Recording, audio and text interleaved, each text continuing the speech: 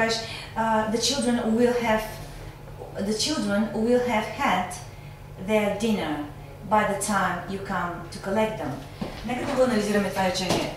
Какво казваме? Това е за твоето ли? The children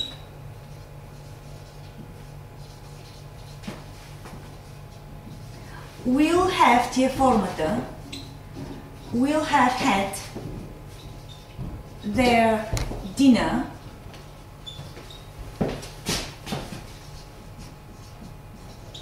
by the time you come to collect them. Може ли си го преведеш това?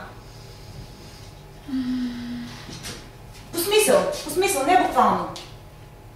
Да, децата ще вземат... Децата ще са навечеряли. Да. Когато... Да, докато дойдеш да ги вземеш. Collect. To collect them. Какво използва твоите... Как казваш за твоите деца, като идват да ги вземат? Коя дума използваш? Всъщност ние се говорим на български. Окей. Забравих, да. Защото аз иначе не бих могла да се справя. Това ви е много важно в работата това време. Да. Много ви е важно. Знам, че не искам да го науча, но трябва да научим. Да. The children will have their dinner. Окей. Искам да ви се... Получава се често confusion. И имаме have и тук имаме had. Това had, знаете, че е минало време на have. Те двете нямат нищо общо. Просто перфектното време, винаги в него има have, което е помощен глагол. Забележете, това съм ги написал съпоставяне на перфектните на глаголите. Всяко перфектно време има в него have или had. В случая, той have няма нищо общо с това. Той просто това ви е формата за will have. За бъдеще, перфектно време. Плюс глагол в минало време. Кой е глагол в минало време на глагола have? Затова. Не ги бъркайте. Това е да образува перфектното време, а това просто се пада да бъде глагола, третата му форма. They will have had their dinner by the time, значи преди ти да дойдеш, разбираш ли, преди ти да дойдеш, разговаряш с родителя, преди ти да дойдеш, те ще са вечеряли вече. Да. Добре, говорим за формата would have. Била си да пазаруваш. Купила си джакет, което яке връща се вкъщи и ми казва и ми го показваш, аз страшно го харесвам. И примерно ти казвам, Тели, защо не ми купи на мен това яке, такова яке?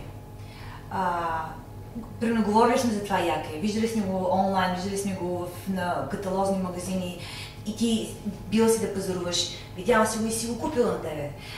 И се прибираш вкъщи и аз ти казвам, why didn't you get one jacket for me too? Защо не ми взе на мен такова яке? Това е ситуация, в която може да използваш това време.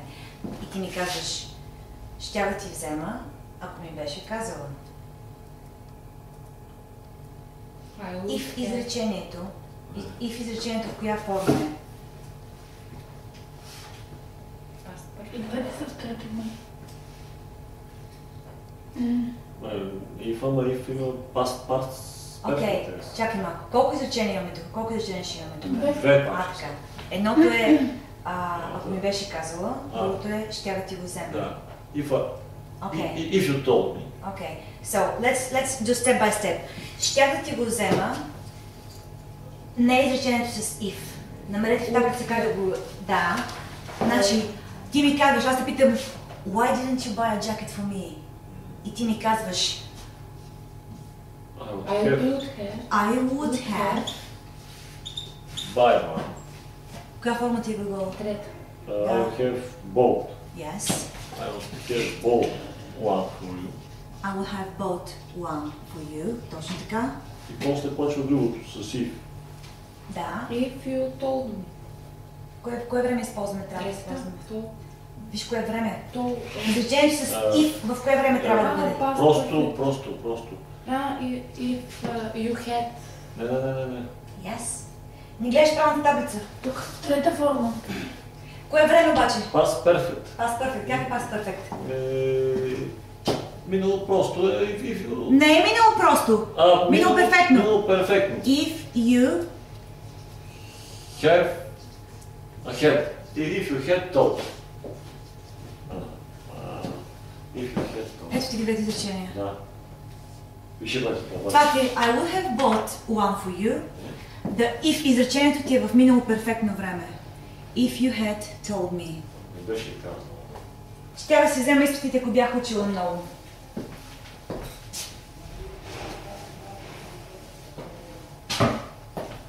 Ще си напиша домашното, ако имам време. Да, айде да направим това. Ще да си напиша домашното. Ще да си... бих могла да си напиша домашното, ако имах време. Ще да си напиша домашното. Когато говорим за неща в миналото, които не са станали, защото не сме се опитали да ги направим. Слушайте си в категорията или не сме успели да ги направим. Окей? Разбираш? Така че е правилно да използваш това. Важното, че не е станало. Не е станало. Не е станало, Не е важно да. каква причина. Ти си Ама не, изпълнила, то е се станало. станало. То се should have, пак не е станало. Se should have. I should have taken my umbrella. Пак не е станало. Но има друга причина. Там сме игнорирали Що си съвета. представила, да. А тук просто си нямала възможност. Не си могла. Да. I should have taken my umbrella. Съжалявам, че не го взех, не те послушах. I could have. Това е повече решение, че не си го направила. Точно така. Тук, че не просто нямаш способности. не можеш да го направиш. Да. Значи това е разликата между двете. И какво се получава? Бих могла да си направя домашното, ако имах повече време. Това беше много хубав пример. И как ще го кажем, Лили? I could have...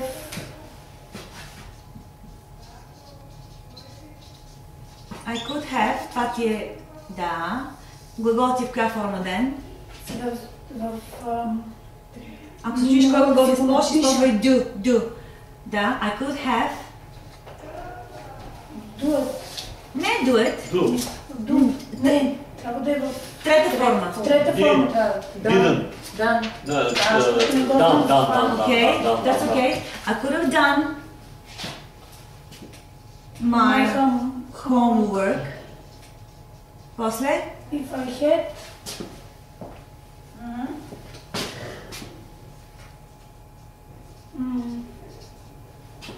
Too much time, не знам. Enough.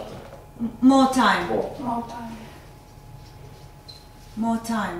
Okay, if I had more time. Нещо липсва тук обаче. В коя форма трябва да ви е if изречението? В кое време? Да. И в трета форма мисля, че си беше. Не. В кое глаголно време трябва да бъде? Past perfect. Past perfect. Как образуваме past perfect? Лично местоимение. Лично местоимение. Had. Глагол. И глагол в трета форма. Кой ти глагол в трета форма? Ако имам. Кой ти е трета форма на имам? Had. Had.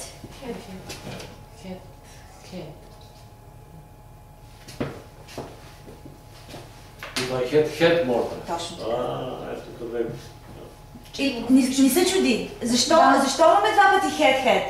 Това had няма нищо общо с другото. Това е просто, дето ти образува перфектното време. Това другото ти е Да, глагол. а другото ти е просто се падна глагола да бъде have и да бъде в трето време.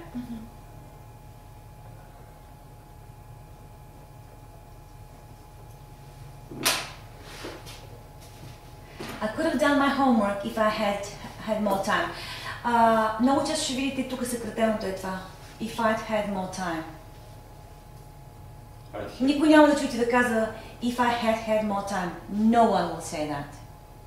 Винаги ще кажат if I'd had more time. I could have done my homework.